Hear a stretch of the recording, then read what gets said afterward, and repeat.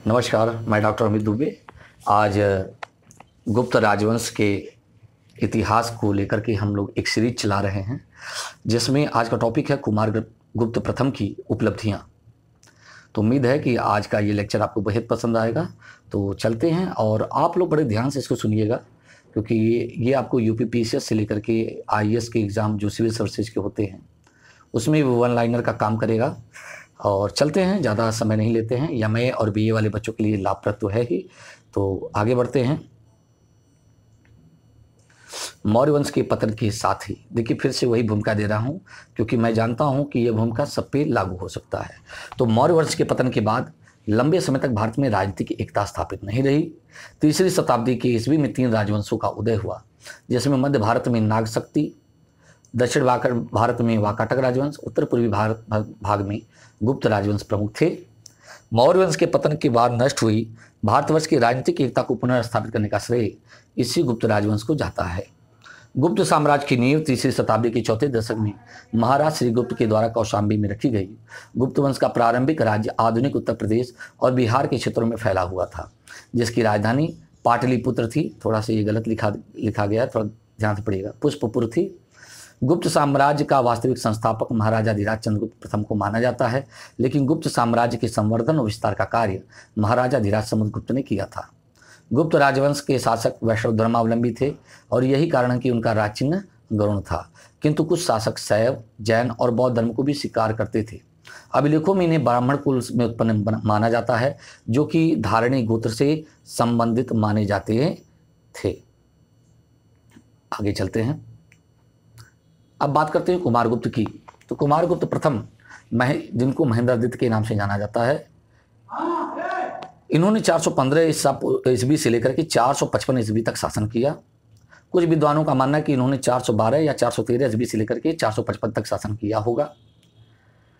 इनके बारे में अब एक परिचय देते हैं कि चंद्रगुप्त द्वितीय के बाद कौन शासक बना, इस पर विद्वानों का मतैक्य है। कुछ इतिहासकार कहते हैं कि बसाड़ से प्राप्त मुहर और मंदसौर लेख के आधार पर गोविंद गुप्त को उसका उत्तराधिकारी मानते हैं, लेकिन वंशावलियों में कुमारगुप्त प्रथम को अगला शासक या उत्तराधिकारी स्वीकार किया जाता है। ठीक है ना। इसलिए कुछ विद्वानों का ऐसा मानना है कि चंद्रगुप्त द्वितीय, ठीक है ना, और ध्रुव देवी से 2 संतान उत्पन्न हुई थी। कौन कौन? एक कुमारगुप्त प्रथम, दूसरा था गोविंद गुप्त। ठीक है ना। और गोविंद गुप्त छोटा था, जो प्रारंभ में कौशाम्बी में शासन कर रहा था। पहले तीर भुक्ति में प्रांतीय शासक था, और कालांतर में इसने मालवा पर भी कुमारगुप्त के कहने पर शासन किया होगा। इसलिए इसके 2 क्षेत्रों में अलग अलग अभिलेख या मुहरें मिलती हैं, जिसके कारण लोगों में मतैक्य बन गया। अगर हम देखें तो कुमारगुप्त ने करीब कुल 40 वर्षों तक शासन किया। ठीक है। चंद्रगुप्त द्वितीय और ध्रुव देवी से कुमारगुप्त और यानी महेंद्रादित्य और गोविंद गुप्त नामक 2 संतानें हुई। इसके अतिरिक्त चंद्रगुप्त द्वितीय की एक और अन्य पत्नी थी कुबेर नागा, जो कि नागवंश की राजकुमारी थी। उनसे प्रभावती गुप्ता का जन्म हुआ था। इस प्रकार से प्रभावती गुप्ता उसकी बहन थी। कुमारगुप्त की पत्नी के रूप में हमको महादेवी अनंत देवी का उल्लेख मिलता है। इसके अतिरिक्त पुरुगुप्त और स्कंदगुप्त का उल्लेख पुत्र के रूप में प्राप्त होता है। उसने अपने पिता से जिस विशाल साम्राज्य को प्राप्त किया था उसे अक्षुण्ण बनाए रखा और उसमें शांति व्यवस्था कायम रखी।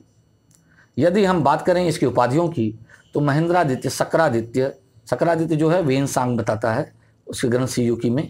श्री महेंद्र, गुप्त कुलाम चंद्र, गुप्त कुल व्योम शशि, अश्वमेध महेंद्र, परम भागवत, महाराजाधिराज, शरदकालीन सूर्य तुमैन लेख में, ठीक है ना, इसकी प्रमुख उपाधियों के रूप में दिखाई देती हैं। अगर हम परम भागवत उपाधि को ध्यान में रखें तो ऐसा लगता है कि यह एक वैष्णव धर्मावलंबी शासक था, लेकिन नालंदा विश्वविद्यालय के आधार पर हम कह सकते हैं कि एक धर्म सहिष्णु शासक रहा होगा। ठीक है ना।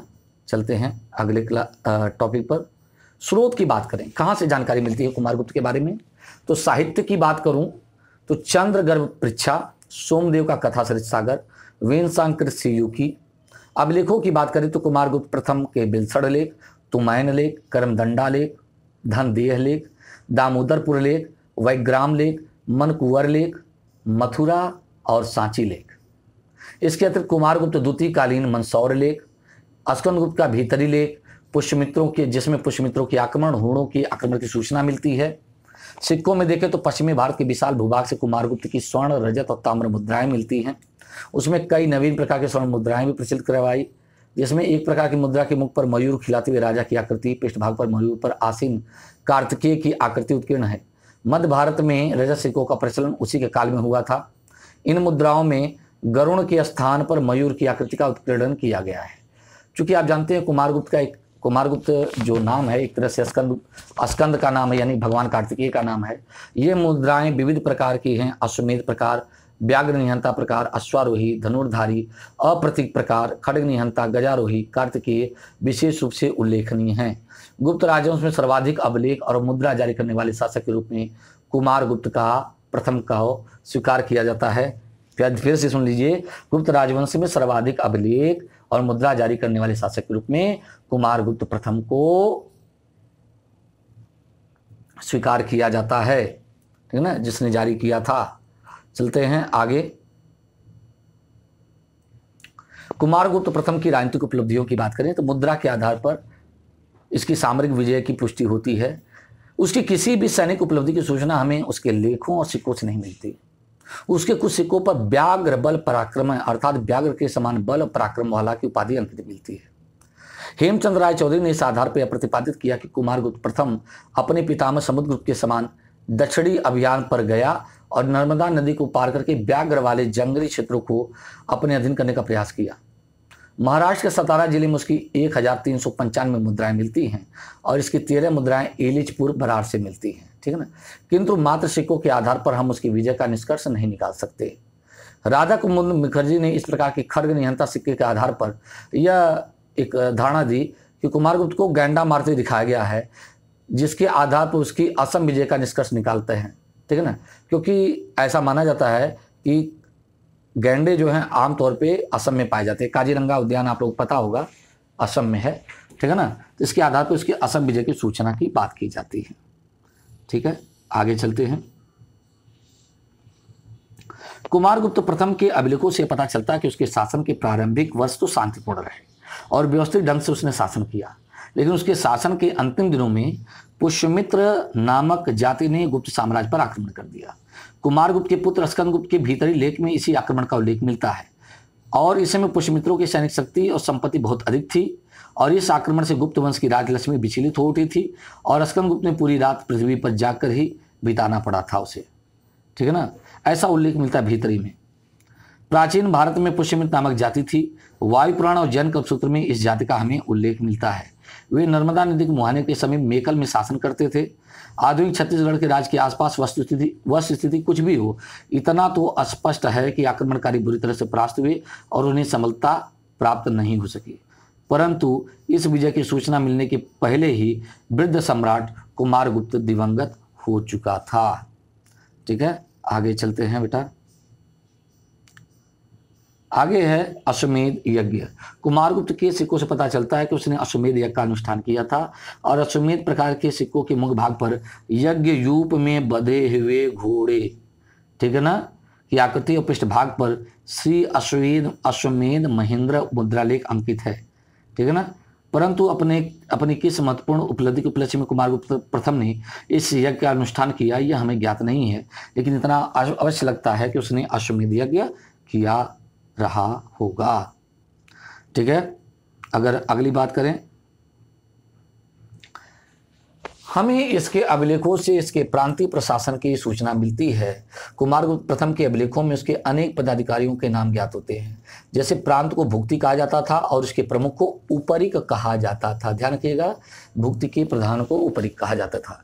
कुमारगुप्त के लेखों से हमको उनके प्रांतीय शासकों के नाम प्राप्त होते हैं। जैसे चिराग दत्त, इसका उल्लेख दामोदर ताम्रपत्र में हुआ है, जो कि पुंड्रवर्धन उत्तरी बंगाल का राज्यपाल था। घटोत्कच गुप्त, जो कि एरण प्रदेश पूर्वी मालवा का शासक था, ठीक है ना। इसके अलावा बंधु वर्मा, जो कि मंदसौर लेख से इसके बारे में सूचना मिलती है, पश्चिमी मालवा क्षेत्र में स्थित था। पृथ्वी सेन, इसका उल्लेख कर्मदंडा लेख में हुआ, वह सचिव, कुमारामात्य और महाबलाधिकृत के पदों पर कार्य करता था और इसका कार्यस्थल अवध का प्रदेश था, ठीक है ना। तो इस प्रकार से इसके अभिलेखों में इसके प्रांतीय प्रशासन और उसके प्रांतीय पदाधिकारियों की सूचना मिलती है। अगला देखें, कुमारगुप्त के प्रथम के धर्म और धार्मिक नीति की, है ना। तो कुमारगुप्त अपने पिता चंद्रगुप्त के समान ही वैष्णव था। गढ़वा के लेख में उसे परम भागवत कहा गया। परम भागवत महाराजाधिराज श्री राज को श्री कुमारगुप्ते राज्य, परंतु यह अन्य धर्मों के प्रति भी पूर्ण रूप से सहिष्णु था। मनकोरब लेख से पता चलता है कि बुद्ध मित्र नामक एक बौद्ध ने महात्मा बुद्ध की मूर्ति की स्थापना की थी। करमगंडा लेख से पता चलता है कि उसका राज्यपाल पृथ्वीसेन स्वयं मतानुयायी था। मंदसौर लेख के अनुसार पश्चिमी मालवा में उसके राज्यपाल बंधु वर्मा ने सूर्य मंदिर का निर्माण करवाया था। इन उल्लेखों से कुमारगुप्त की धार्मिक सहिष्णुता प्रकट होती है और उसी के शासन में नालंदा के बौद्ध महाविहार की स्थापना की गई थी। ठीक है ना, नालंदा के बौद्ध महाविहार या नालंदा विश्वविद्यालय की स्थापना की गई थी। वेनसांग के विवरण से पता चलता है कि इसका संस्थापक शक्रादित्य था। इसका तात्पर्य कुमारगुप्त प्रथम से ही लिया जाता है, जिसकी एक उपाधि महेंद्रादित्य थी और ये दोनों शब्द समानार्थी हैं।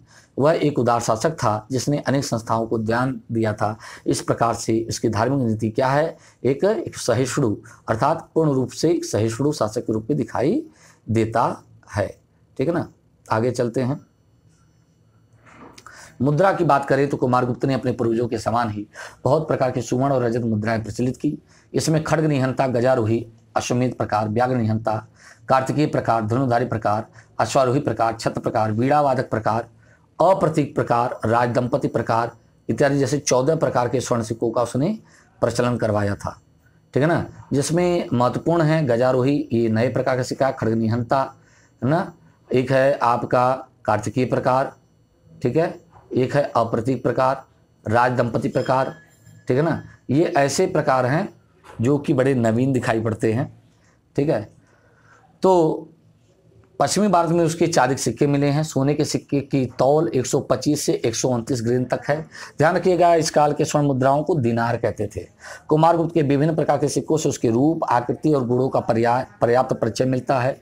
वो सुडोल शरीर का स्वामी था और उसके शिकार तथा घुड़सवारी में रुचि थी और बीड़ावादन सिक्कों से उसके संगीत के प्रति रुचि स्पष्ट होती थी।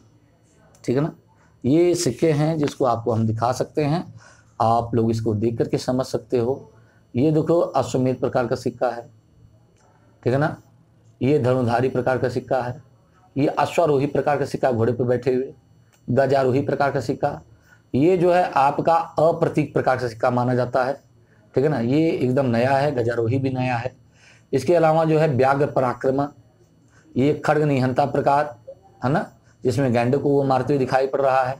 ठीक है ना, और ये जो है बीड़ावादन प्रकार का है। ठीक है, और ये जो सिक्का है इसमें मयूर की आकृति दिखाई पड़ रही है। तो इस प्रकार से ये इन सिक्कों के आधार पर आप देख सकते हो कि कितना सर्वाधिक मुद्रा जारी करने वाला शासक था। करीब 14 प्रकार की मुद्राओं का उसने प्रचलन करवाया था। ठीक है, आगे चलते हैं। यद्यपि साम्राज्य की बात करें तो उसने कोई विजय नहीं की थी, फिर भी गुप्तों की सैनिक शक्ति छीड़ नहीं होने दिया और यह इसी बात से प्रसिद्ध हो जाता है कि उसके शासन के अंतिम दिनों में गुप्त सेना ने पुष्यमित्रों को बुरी तरह से परास्त किया। यह बात कुमारगुप्त के लिए कम गौरव की नहीं है कि उसने इतना विशाल साम्राज्य, जो कि उत्तर में हिमालय से लेकर दक्षिण में नर्मदा नदी तक और पूर्व में बंगाल की खाड़ी से लेकर पश्चिम में अरब सागर तक विस्तृत था, उसको पूर्णतः सुरक्षित बनाए रखा। अब हम कुमारगुप्त प्रथम का मूल्यांकन करते हैं। अगर एवोल्यूशन करें तो देखते हैं कि उपर्युक्त विवेचन से स्पष्ट हो जाता है कि कुमारगुप्त प्रथम का शासन शांति और सुव्यवस्था का काल था। उसके समय में गुप्त साम्राज्य अपने उत्कर्ष की पराकाष्ठा पर था। समुद्रगुप्त और चंद्रगुप्त द्वितीय ने जिस विशाल साम्राज्य का निर्माण किया उसे कुमारगुप्त ने संगठित और सुशासित बनाए रखा।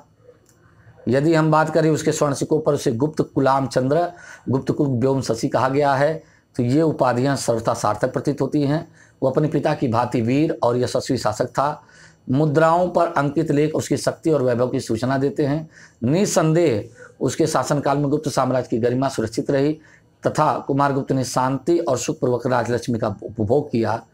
उसके मृत्युपरांत कुछ उसका पुत्र पुरुगुप्त सिंहासनारूढ़ हुआ, लेकिन जैसे स्कंदगुप्त पुष्यमित्रों को परास्त करके लौटता है तो स्कंदगुप्त भावी सम्राट के रूप में नियुक्त हो गया। ठीक है, इस प्रकार से आपका ये टॉपिक हमने कवर कर लिया। ठीक है, मुझे उम्मीद आप लोग को पसंद आया होगा। तो जो नए लोग हैं सब्सक्राइब करें। Thank you.